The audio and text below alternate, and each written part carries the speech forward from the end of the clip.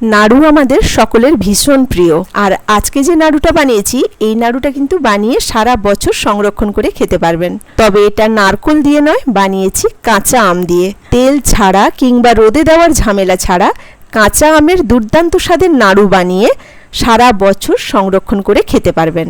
টক ঝাল মিষ্টি স্বাদের এই নাড়ু বানানো ভীষণ সোজা। চলুন এবার রেসিপিটা শুরু করি।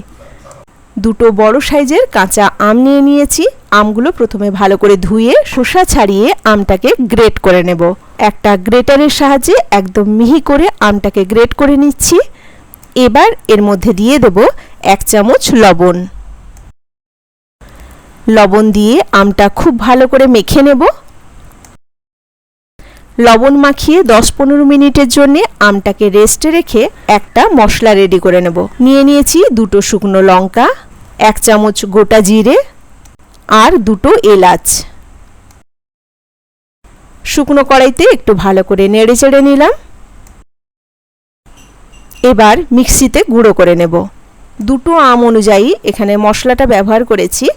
আমের পরিমাণ যদি বেশি হয় মশলার পরিমাণটা বাড়িয়ে দেবেন, কিন্তু মশলার উপকরণ এই 3টেই রাখবেন। এই 3টের মশলার কম্বিনেশন ভীষণ সুস্বাদু হয় এই নাড়ুর জন্যে।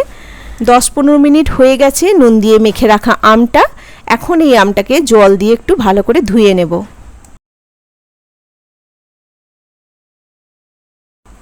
এমনি নর্মাল জল আমি বেশ খানিকটা দিয়ে দিলাম আমের মধ্যে, দিয়ে চামচ দিয়ে ভালো করে নেড়েচেড়ে আমগুলো জলের সাথে মাখিয়ে নেব। যেহেতু আমটা ভীষণ মিহি করে গ্রেট করা আছে, তাই একটা ছাঁকনির সাহায্যে আমটাকে ছেঁকে নেব।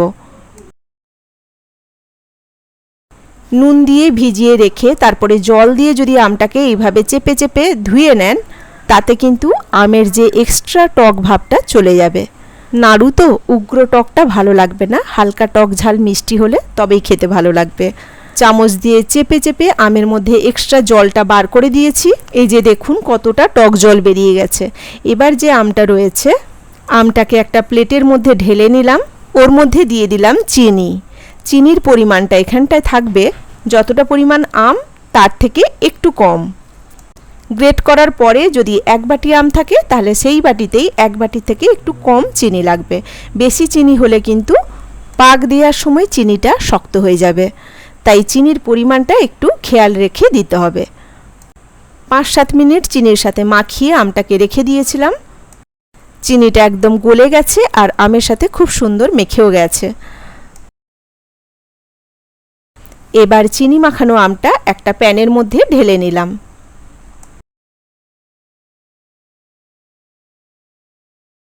এই অবস্থায় গ্যাসের ফ্লেমটা মিডিয়াম টু লো রাখবেন। আস্তে আস্তে করে আমটাকে চিনির সাথে মাখিয়ে নেব। চিনিটা ধীরে ধীরে ঘন হতে থাকবে আর আমের মধ্যে একটা চিটালো ভাব আসতে শুরু করেছে। এই অবস্থায় দিয়ে দেব 1/2 চামচ হলুদ গুঁড়ো আর সামান্য একটু লঙ্কার গুঁড়ো। আমের সাথে এগুলো ভালো করে মাখিয়ে নেব। এই সময় কিন্তু অনবরত খুন্তিটা নাড়তে থাকতে হবে, নইলে কিন্তু আমটা তলাতে ধরে যেতে পারে, কারণ চিনিটা ক্রমশ পাক ধরছে। দিয়ে দেব সামান্য বিট লবণ। সব কিছু ভালো করে মাখিয়ে আমটাকে অনবরত এইভাবে নেড়ে যেতে হবে। আমটা কিন্তু অনেকটাই শুকিয়ে এসছে আর খুব সুন্দর একটা কালারও এসে গেছে। এই নাড়ু বানানোর ক্ষেত্রে একটা কথা মাথায় রাখবেন, চিনির পরিমাণটা কিন্তু ঠিকঠাক করে দিতে হবে। এবার এর মধ্যে দিয়ে দেব তৈরি করে রাখা মশলাটা। মশলাটাও ভালো করে মেখে নেব। কাঁচা আমের নাড়ু বানানোর ক্ষেত্রে এই যে 3টে মশলা ব্যবহার করেছি, শুকনো লঙ্কা, জিরে আর এলাচ, এই 3টে মশলা দিয়ে এটা বানাবেন, ভীষণ ভালো লাগে খেতে। অন্যান্য হাবিজাবি মশলা দেওয়ার কোনো দরকার নেই। আমি প্রায় 10 মিনিট হয়ে গেল আমটাকে অনবরত একই রকমভাবে নেড়ে যাচ্ছি। এখন আমটা কিন্তু বেশ সুন্দর পাক ধরে এসছে।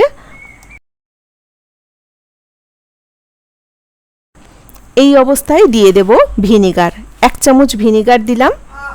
ভিনিগারটা কিন্তু অবশ্যই দেবেন, তবেই এটা সারা বছর সংরক্ষণ করতে পারবেন। ভিনিগারটাও ভালো করে মাখিয়ে নেব। আমটা প্রায় হয়ে এসেছে।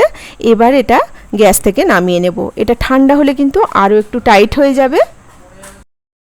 দেখুন ডোটা কিন্তু আপনা হতেই প্যান ছেড়ে দিচ্ছে। এই অবস্থায় ডোটা একটা প্লেটের মধ্যে ঢেলে নেব। ডোটাকে পুরোপুরি ঠান্ডা করে নেবেন, তারপরে নাড়ু বানাবেন। হাতের মধ্যে একটুখানি তেল লাগিয়ে নেবেন, সেটা সর্ষের তেলও হতে পারে, সাদা তেলও হতে পারে, অসুবিধে নেই।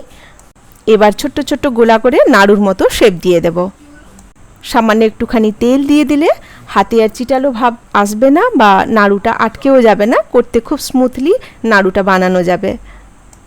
আমি একটা একটা করে এইভাবে নাড়ুগুলো বানিয়ে নিলাম। ভীষণ ভালো লাগে খেতে এবং কোনো ঝামেলা ছাড়াই এটা বানিয়ে ফেলতে পারবেন। অল্প সময়ে এটা বানানো হয়ে যায়। তো কেমন লাগলো আজকের এই নাড়ুর রেসিপি ছোট্ট একটা কমেন্ট করে জানাবেন।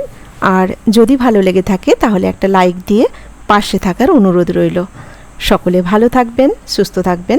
কথা হবে আবার পরের ভিডিওতে নতুন কোনো রেসিপি নিয়ে। আজ এই পর্যন্ত, নমস্কার।